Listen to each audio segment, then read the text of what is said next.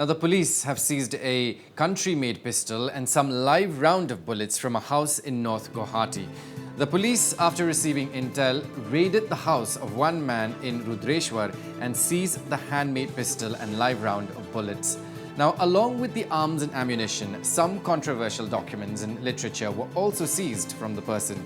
Now, police have arrested 2 persons in this connection. Now, one has been identified as Pranjal, Kalita and Anku, Kumar, who hails from Uttar Pradesh. 10 বজাত এটা secret information পালোঁ যে mobile নতুন mobile চুৰ কৰি আনি এটা ভাড়া ঘৰত ৰাখিছে।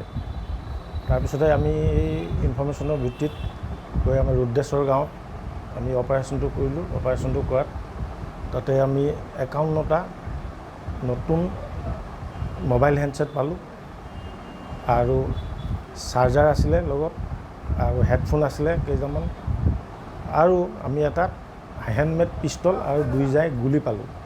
আৰু লগতে আমি 2জন মানুহ ধৰি ৰাখিলোঁ। মানুহ 2জনৰ নাম আছিলে, এজনৰ নাম অংকুৰ কুমাৰ, 28 বছৰমান হ'ব বয়স, তেওঁৰ ঘৰ উত্তৰ প্ৰদেশত।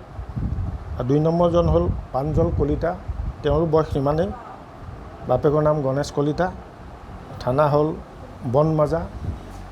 বনমাজা গাঁও, থানা হ'ল চাংচাৰী।